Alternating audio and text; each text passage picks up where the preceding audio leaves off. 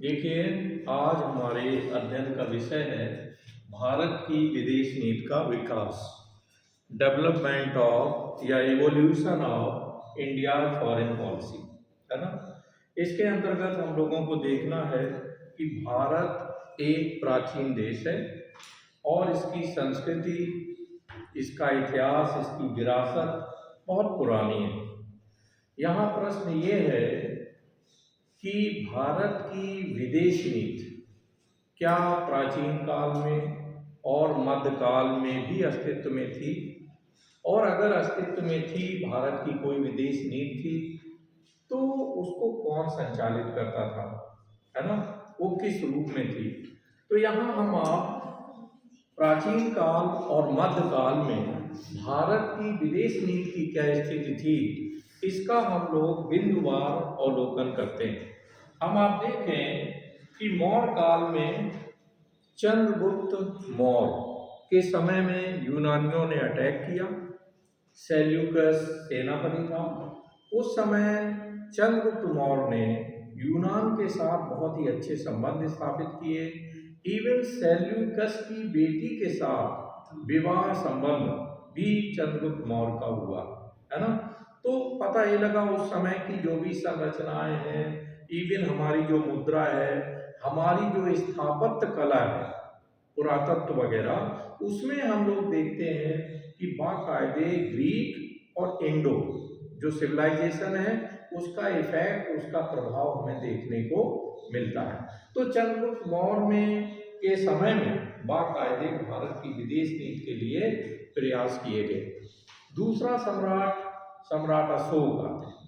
सम्राट अशोक ने अपने पुत्र महेंद्र और पुत्री संयोगिता को श्रीलंका भेजा था उस समय, है ना। और श्रीलंका के साथ काफी अच्छे मधुर संबंध जो है वो सम्राट अशोक के समय में थे। यानी विदेश नीति से अभिप्राय क्या है कि विदेशों के साथ हम किस प्रकार के संबंध स्थापित करते हैं, है ना, हमारे अंतर संबंध कैसे हैं। फिर हम लोग देखते हैं गुप्त काल में। गुप्त काल के समय हम लोग देखते हैं कि ये एक पीरियड जो है भारत का स्वर्ण काल है ना। उस समय में हमारी इवन स्थापत्य कला या साइंस एंड टेक्नोलॉजी, आर्यभट्ट और धन्वंतरी का ये पीरियड है।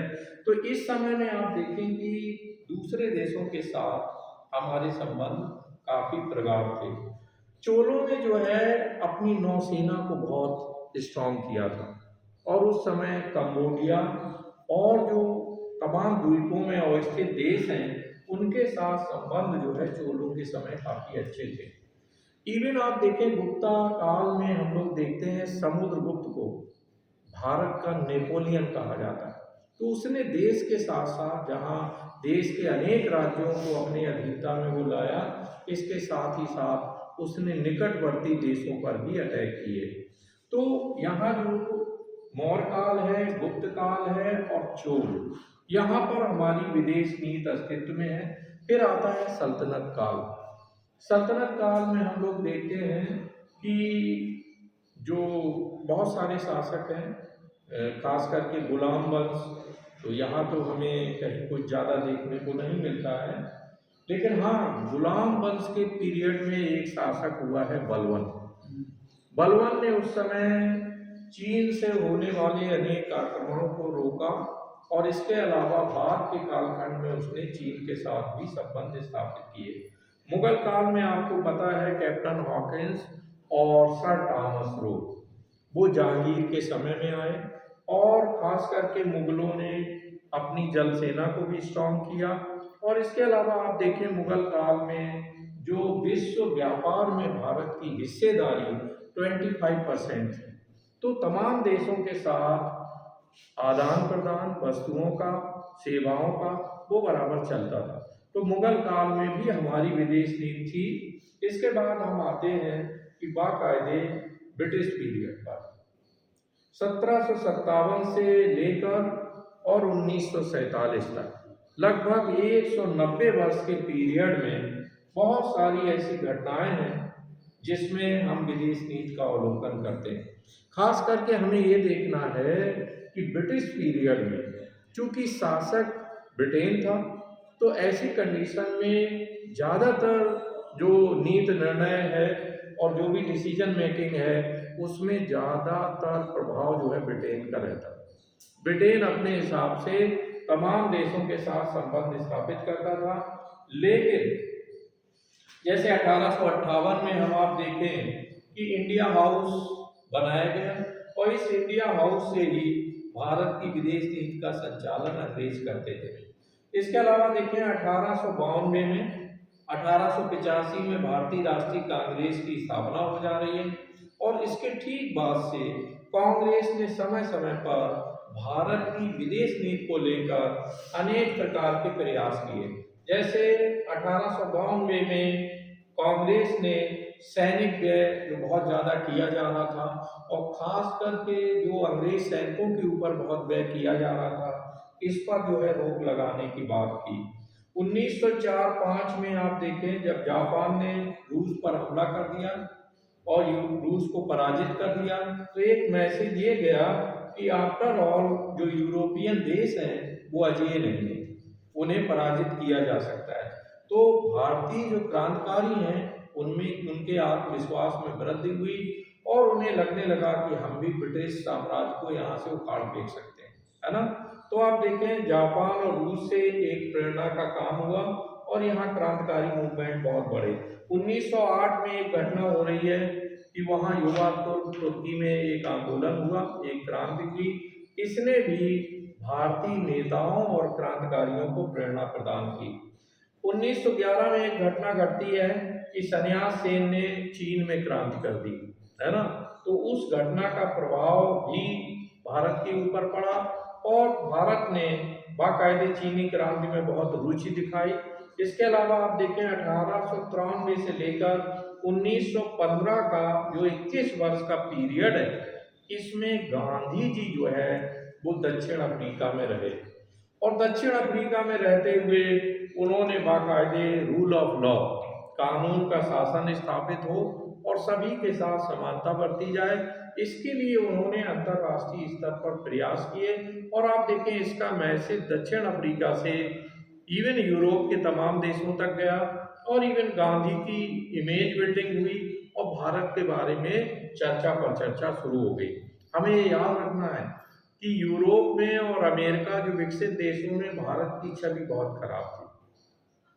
हालांकि वो बात अलग है कि अंग्रेज और जो यूरोपियन कंपनियां जब भारत में आई थी उस समय भारत सोने की चिड़िया कहलाता था, लेकिन अंग्रेजों ने हमारी इमेज को बहुत खराब कर दिया। उन्होंने ये इमेज हमारी बनाई थी कि जो भारत है वो सपेरों और जादूगरों का देश है और ये लोग आपस में लड़ते रहते हैं। They are very wild people, जंगली लोग हैं और अगर हम इनको छोड़ करके आ जाएं, ब्रिटेन अगर आज़ाद कर दे भारत को, तो यहाँ के लोग आपस में लड़ झगड़ करके अपने को ख़त्म कर देंगे। तो पता ये लगा कि हमारी इमेज बहुत खराब हो गई थी। तो इन दैट केस यहाँ गांधी जी बाकायदे संवैधानिक तरीके से एक मूवमेंट चलाते हैं। दक्षिण अफ्रीका के काले लोगों को, इवन भारतीयों को बहुत तरह के राइट जो है दिलाने में वो सफल होते हैं, है ना। इसके बाद आप देखें 1922 में एक विदेश नीति की क्षेत्र में एक प्रयास हुआ कि विश्व भारती, जो पहले शांति निकेतन था, बाद में ये विश्व भारती के नाम से एक विश्वविद्यालय बना और विश्व भारती ने 1922 में भारत चीन संबंध पर एक अलग विभाग की स्थापना की। क्या की? एक अलग डिपार्टमेंट बनाया इंडो चाइना रिलेशंस को लेकर के। और इवन 1923 में टैगोर ने स्वयं जो है चीन की यात्रा की। चीन के बाद वो ईरान गए और ईरान के अलावा जो दूसरे एशियाई देशों का भी उन्होंने भ्रमण किया। तो यहाँ आप देखें कि दूसरे देशों के साथ एक प्रकार का रिलेशन हमारा बना।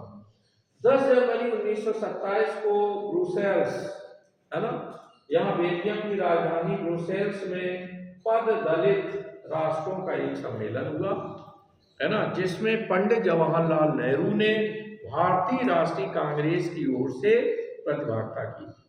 उन्होंने बाकायदे एक लंबा स्पीच दिया और वहाँ जो भी राष्ट्र राष्ट्रों का गेट टुगेदर था, जिसमें इस दलित राष्ट्रों के सम्मेलन के आयोजन में इवन ब्रिटेन की लेबर पार्टी भी इन्वॉल्व थी, चाइना इसमें पार्टिसिपेट कर रहा था और अमेरिका का भी प्रतिनिधिमंडल था।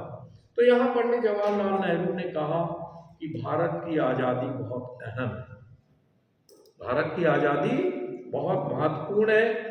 भारत को आज़ाद कर देने से या इसको गुलाम बनाए रहने से विश्व के अनेक देशों पर गलत प्रभाव पड़ रहा है। जितना शीघ्र हो भारत को, ब्रिटेन को आज़ाद कर देना चाहिए। आफ्टर ऑल उन्होंने क्लियर कट एक मैसेज डिलीवर किया और ये मैसेज चाइना से लेकर के अमेरिका, आप देखें इसी सम्मेलन के बाद से चाइना और अमेरिका में एक जो है व्यू पॉइंट आया सामने, लोग ये अब विचार करने लगे कि वास्तव में ब्रिटेन भारत को बेवजह गुलाम बनाए हुए है, जितना जल्दी हो ब्रिटेन को भारत को आज़ाद कर देना चाहिए। याद रखना कि पब्लिक ओपिनियन में जो हम अपना लेक्चर देते हैं उस लेक्चर से बहुत अधिक प्रभाव पड़ता है। इसके बाद देखते हैं 1935 में भारतीय राष्ट्रीय कांग्रेस ने दुनिया में खासकर इटली में जो फांसीवाद का उदय हुआ मुसोलिनी के नेतृत्व में, और हिटलर के नेतृत्व में जर्मनी में जो नाजीवाद का उदय हुआ, इसका पुरजोर विरोध किया। 1938 में जब हिटलर ने अपने बगल के राष्ट्र चेकोस्लोवाकिया पर अटैक किया तो भारतीय राष्ट्रीय कांग्रेस ने इसका भी विरोध किया। 1939 में सेना का जो प्रयोग ब्रिटिश सरकार दुनिया के अग्रिम मोर्चों पर भारतीय सेना का प्रयोग कर रही थी, तो और वो भी भारत सरकार के व्यय पर, तो कांग्रेस ने इसका बहुत ज़्यादा विरोध किया। तो इस तरह से आप देखें कि ये तमाम अंतर्राष्ट्रीय घटनाएं हैं जिनसे ये दिखता है कि देश की आज़ादी के पहले भी भारत की विदेश नीति के क्षेत्र में अनेक प्रयास किए जा रहे थे। कल हम आपके साथ अध्ययन करेंगे खास करके